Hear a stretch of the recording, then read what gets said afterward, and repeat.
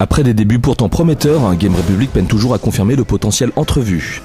Malgré un Genji savoureux, sa suite largement moins digeste apparue dans la foulée a suffi pour convaincre Capcom de délaisser le temps de cette nouvelle production, l'histoire japonaise et ses samouraïs. Pour cette nouvelle exclusivité PlayStation 3, c'est du côté de l'Irlande qu'il va falloir se tourner, et croyez-moi là-bas, il n'y a pas que la Guinness dont l'aspect et le goût sont si particuliers. Quelque part sur les eaux, entre l'océan Atlantique et la mer d'Irlande, se trouve une petite île accueillant un étrange patelin oublié, Doolin.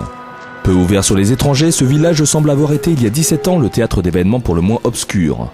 Ce sont d'ailleurs ces histoires que l'on pensait oublier qui vont ressurgir et rattraper les protagonistes de cette fantasmagorique aventure.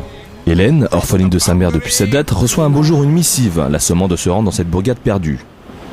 Parallèlement, Kitz, reporter pour une revue spécialisée dans les sciences occultes, est contacté par une femme le suppliant de le rejoindre en ce même lieu.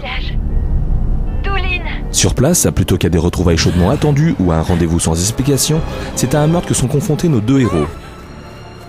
Étant d'illustres inconnus l'un pour l'autre, ils vont malgré tout devoir apprendre à s'entraider, d'autant plus que cette enquête les mènera au-delà des frontières de la vie et du réel. Apprêtez-vous à découvrir Netherworld, le royaume des morts. Les choses étant généralement bien faites dans un jeu vidéo, il se trouve que nos deux héros aient les prédispositions requises pour se lancer dans des investigations surnaturelles.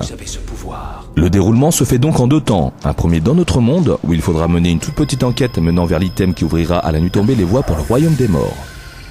L'essentiel de l'aventure se fait donc dans un monde fantasmagorique inspiré du folklore irlandais, bien évidemment servi par une vision japonisante. Ne vous laissez donc pas berner par la grisaille et la pauvreté du village de Doolin. La majorité des heures passées auront un autre cadre plus enchanteur.